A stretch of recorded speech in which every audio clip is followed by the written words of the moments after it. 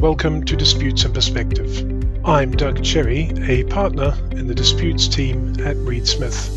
This podcast series will discuss disputes-related trends, hot topics and developments occurring in the global legal landscape, and hopefully provide you with some helpful insights and practical tips. If you have any questions about any of the episodes, please feel free to contact our speakers. Hello, everybody, and welcome to our podcast in the Disputes in Perspective series. My name is Gautam Bhattacharya. I'm a partner in the London office at Reed Smith, and I'm delighted to be joined by my very dear friend and colleague, Christina Nitsche. Christina is a counsel in our Global Commercial Disputes Group in Munich. Hello, Christina. Thanks very much, Gautam. Hello. Good afternoon. Well, it's great to be talking to you today. And what we're going to be doing today is sharing some perspectives, some practical perspectives about a case that you and I are working on together to illustrate some interesting points which arise out of experiences that we have in the English litigation system where German clients are involved and where the differences between our two legal systems come out and some of the lessons that we've learned from doing this case together, which we hope will be interesting for those listening. And so one of the things I wanted to start off with, Christina, is if you could give us a quick summary for our listeners of the litigation that we're involved in for our German client in the English courts. Yeah, absolutely. I think it's a very helpful case to understand the dynamics between, cross-border litigation between, English and German proceedings, because we have a classic supply chain matter here. So we have a manufacturer of a household appliance, and as usually we have several suppliers for the components to put the very, very helpful household appliance actually together. So we're representing one of the suppliers located in Germany under an English proceeding then now. And the claimant is, a London company who suffered, unfortunately, damages. This case is really interesting to showcase how important it is when you enter into a cross-border relationship, a business relationship, to understand where your potential worst-case scenario is. So if you enter into litigation, what you have to face. And this is in particular interesting with regard to civil law countries like Germany or English common law countries, because what we will show and discuss then, like the hot topics are discovery proceedings, privilege, and also differences in costs. So actually, Gautam, when we started our very nicely joined litigation here, and we introduced you to our client who had just received some notification of a damage claim under English law, what was your perception of our client's needs and questions to be confronted with English proceedings now? Well, that's a great question, because the system of English litigation is very familiar to people like me and to those of us who are practicing here in the UK. But the system is not going to be the same or familiar to many people in different jurisdictions. And you mentioned, Christina, a moment ago that Germany is a civil law jurisdiction, which is in contrast to the UK, which is a common law jurisdiction. So the system of law, procedure, practice, how cases are conducted, and the way that people have their experiences will obviously be very different. So I expected, of course, that our client would not be familiar, and that there would obviously be a lot of areas where we would collectively, between us, have to explain the differences between the procedure in England and the procedure in Germany. And that's where working as a team is very helpful, because you were able to explain those differences in a way that I certainly couldn't have done so well. I'm not sure about them because I know how well you explained, and you're absolutely right. We had this notification letter, and it were millions and trillions of potential defendants named, and a very vague concept of how the damage was caused, and then a nice reference for the German client to a pre-action protocol. So this was the fun first challenge that you had to face to explain to the client coming from a civil law country what is the concept of a pre-action protocol if you're not in any kind of legal proceedings, but there's just a warning letter. And honestly, does anything happen for a German client if you do not comply with pre-action protocols? Yeah, and that's again one of the interesting differences in our procedure. The pre-action protocols were brought in here in England some years ago to really ensure that the parties did all they could in advance of the litigation to try to sort things out, to try to share information, to ensure that the dispute could be conducted in as orderly a manner as possible, and that they had really not left anything behind the curtain, so to speak. And so it's important that parties involved in English litigation comply with the pre-action protocols, as you suggested a moment ago, because if they don't do that, there can be some negative consequences. First of all, it'll give a bad impression to the judge that someone hasn't complied with the pre-action protocols. Secondly, it obviously gives the opponent the ability to criticize the party who hasn't complied with the pre-action protocol. And thirdly, amongst other things, there can be cost consequences down the line. So at the end of the case, the party who has been shown not to have complied with the pre-action protocol can have some costs penalties imposed against them. And so clearly these are all things that a party would usually not want to have imposed on them. So these are the reasons rather why it's important that our client, in this case, ensure that it complied with the pre-action protocols. Yeah, actually, when I thought about your English concept, I really like how thoughtful it is. Still, of course, compared to my legal tradition, it seems very complicated. So if we come from the civil law perspective, there are no specific pre-action protocols or similar rules governing pre-action conduct in any way under German law. So it's normal to send a warning letter before initiating court proceedings, but this is a mere question of a cost risk, but nothing else you have to do. So furthermore, there are no so-called pre-trial discovery proceedings. So this is a concept that German law does not know compared to English law. Civil litigation in Germany is merely based on the principle of production of evidence. So which means that if you're claiming, so you're the party that claiming, you have to submit facts and means of evidence to support your claim, or than your defense. But in consequence, there is very limited exceptions of no such system of discovery in civil litigation, no need for development of specific rules of privilege protecting documents. So this is very, very different. So if you want to claim, you have to be aware of the fact that you have the burden of proof and provide the evidence.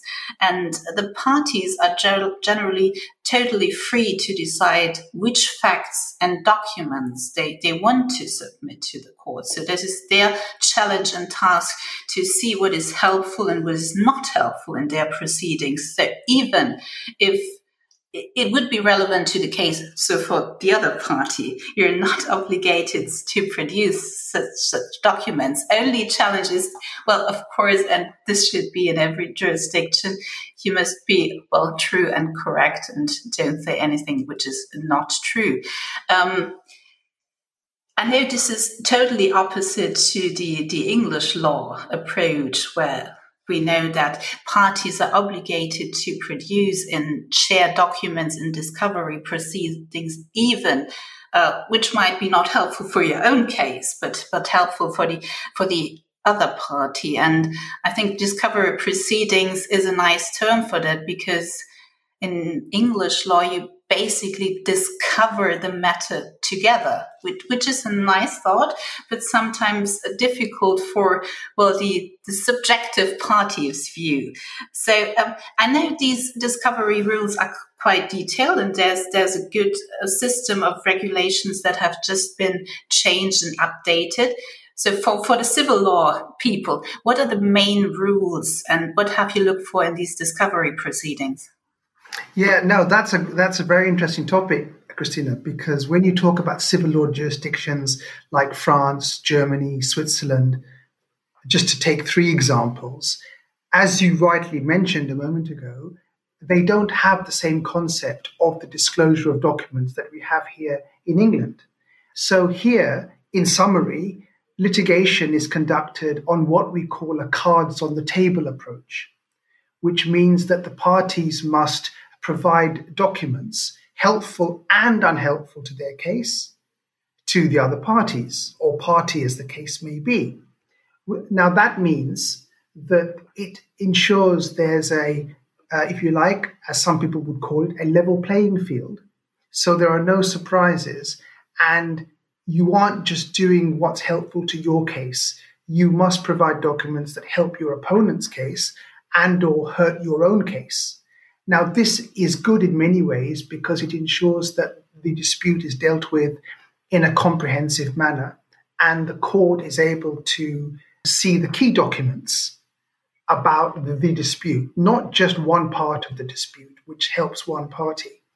Now, this, of course, leads to clients from civil law jurisdictions to feel very uncomfortable because they're not used to this. And this is, at the beginning of this podcast, Christina, we were talking about how our experiences from our legal traditions undoubtedly influence our perception of how a litigation should be conducted. So when clients who are not used to the very open book, cards on the table approach have to deal with it, they naturally feel a bit uncomfortable. But it's important, as you can imagine, that any party involved in litigation must comply with those rules. So this is, again, why the communication process is so important, which we were discussing a bit earlier on, Christina, that it's important to explain the differences and expectations in one jurisdiction so that a client from a different jurisdiction is fully comfortable. That is so true. So German clients are super uncomfortable just to produce documents because they don't know the system, and it's so not in our legal tradition. The first reaction of the client to the statement of claim was, okay, we have 4 defendants, we're one of them, and it may be defendant 1, it may be defendant 2, it may be defendant 3, it may be defendant 4, and we will figure out what it was. And for German perspective and the client perspective was, this is a no-brainer. They have to prove it until they're at our supply chain level happy to. But this is actually really super different. And we have to appreciate that if you cross-border relationships, that burden of proof is a German thing. And burden of proof here, there's rarely an exception. So only if it's hard to produce any evidence at all, and it's in the discretion of the court to say you mentioned this document or you referred, then you have to produce it. But apart from the legal perspective, it's a factual challenge also, and we had to face this, Gautam, as you know, with the client as well, because our case was, or still is, more than 10 years back. And to find and produce documents, this is a factual and technical challenge. And since in Germany we do not have discovery proceedings, we do not have retention obligations in that extent, then they are in the common law perspective. So I know at first you know that by now, but colleagues were really astonished of how little documents we had, because normally Germans only have to retain documents in the favor, if we can say so, of the financial authorities that they can check for tax fraud. But we're not obligated to just record and keep documents for liability issues or potential litigation. So this is, of course, helpful to do that and to be, thoughtful with your documents, but you're not obligated. And 12 years back, so when we got to the client, that this was an issue, also a factual issue, just from that perspective. But if you face these two systems, Gautam, would you say that in case of cross-border contractual relationships, so if we have countries with discovery systems or countries like Germany with no discovery system, is it helpful to agree on a non-discovery jurisdiction or non-discovery law if you're the party that is exposed to a greater risk of damage? So which is normally the manufacturer and not the buyer in a business relationship. Well, yes, it could be. But I think the key thing is that when parties contract in the first place, they will choose the governing law. They will choose a jurisdiction in their contract. It may also be that there can be some situations where the loss is suffered in one jurisdiction, and that jurisdiction is the jurisdiction where the litigation can be brought. Now, that jurisdiction may not be a civil law jurisdiction. So then in that situation, you just have to deal with the place where the litigation is taking place. So a party may have no choice. So therefore, whilst you're correct that a party who is used to not having a disclosure obligation would like to ensure they don't have those obligations in disputes, that situation may be beyond their control. Because firstly, because of the way that they originally entered into a contract, and that contract provided for litigation, say, in England, or it may be that as a consequence of the dispute, the litigation is going to happen in London, which means that the English rules will apply. So that's again why, especially as you know, and we all know in this world of ours where business happens internationally, it's a small world, and it's important for clients to know about the key differences amongst jurisdictions. Yeah, absolutely. That's so correct, and it's just helpful to have then joined forces to understand and play with the different systems a bit. That is also helpful.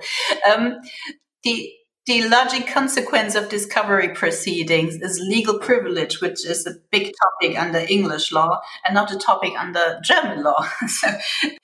Yes, again, it's one of those issues that divides us. Yeah, absolutely. So when we have your nice stamp attorney legal privilege on our documents, it's more or less a help for the state prosecutor, anyone to see, oh, this must be an interesting document, and not a help to provide it.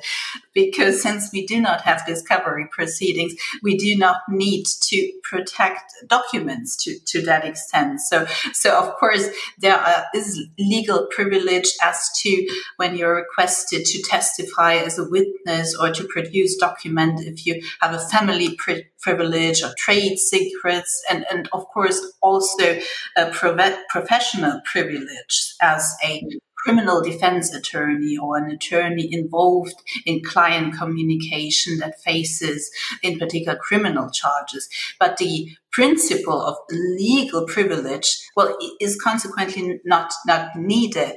So again, the question then to you, if we have here our German client, what would be a privileged document in the discovery proceedings? Yeah, well, again, this is a very interesting point, because this again is an issue which clients across many civil law jurisdictions, I mentioned 3 examples, Germany, France, and Switzerland.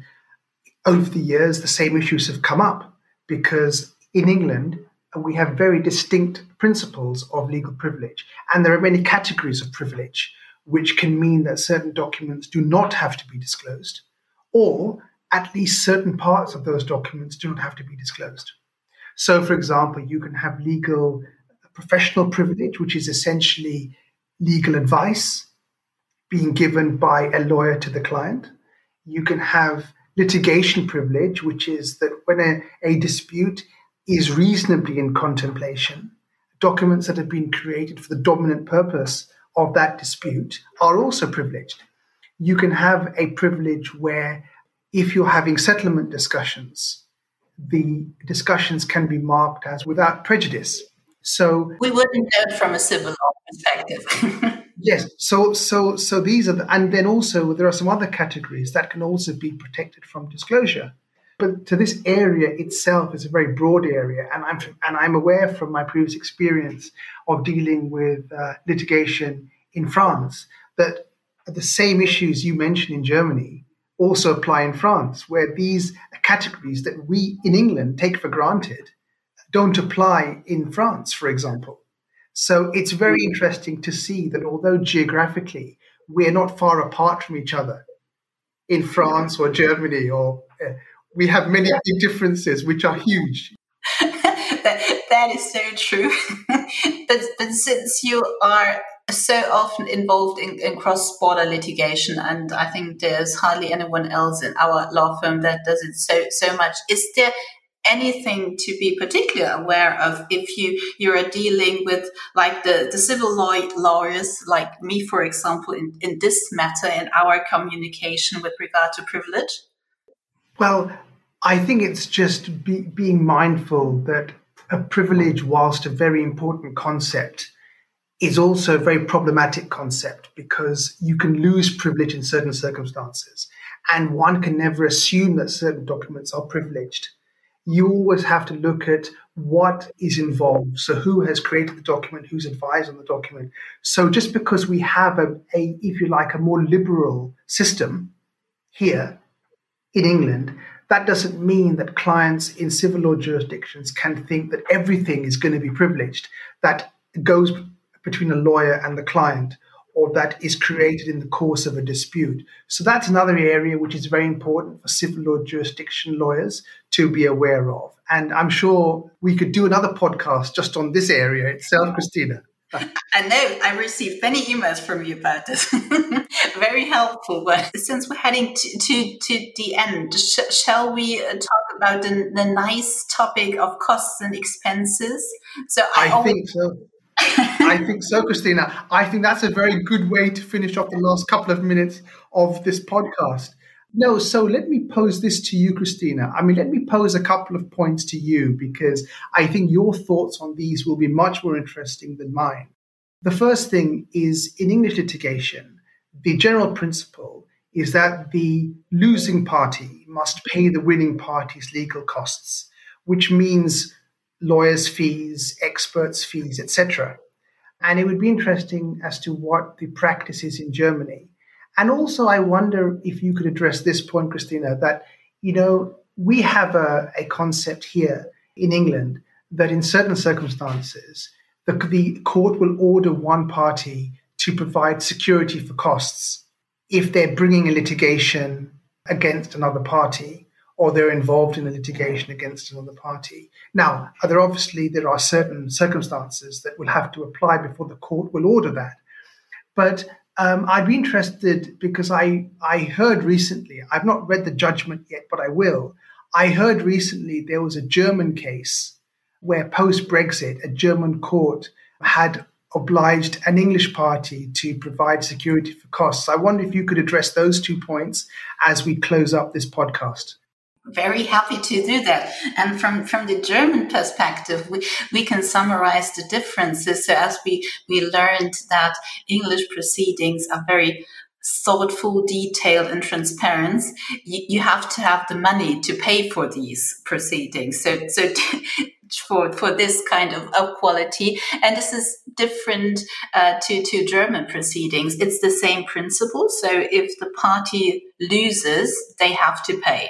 So if they lose overall. But we have capped fees. So they're capped fees for the court proceedings and also for the lawyers, depending on the amount in suit.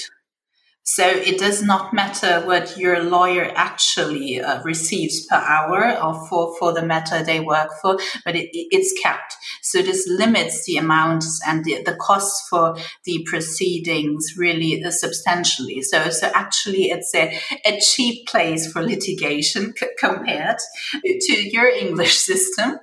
And you're absolutely right. It's one of the first Brexit cases that the Supreme Court recently decided about securities. So since it's super unclear what regulations will apply between Germany and so the EU and the UK is considered as, well, a foreigner, and foreigner may be asked to provide and submit security for the costs of proceedings if they file these in Germany, which is just a consequence of a gap now. Because before we were all EU, and so we were all within one state and not considered as foreigners. Now you're unfortunately considered as not a member state, not with us. So you have to pay like anyone else. Yeah, this is one of the consequences which no one knew would be happening post-Brexit. So yeah, now we are a foreign state to Germany. And again, whilst geographically we aren't that far from each other, we are far from each other. But no, look, thank you very much, Christina. It's been a delight to do this podcast with you. As the listeners will hopefully have realized, you and I have a very close bond because we've worked a lot together. So this was all completely unscripted and was purely done by us just having a conversation. And we hope it's been useful to all of our listeners. So thank you very much, Christina, for your time today. And we look forward to doing more podcasts. And thank you all on this podcast for tuning in. Thanks very much. Disputes in Perspective is a Reed Smith production. Our producer is Ali McArdle. For more information about Reed Smith's litigation and dispute resolution practice, please email disputesinperspective@reedsmith.com.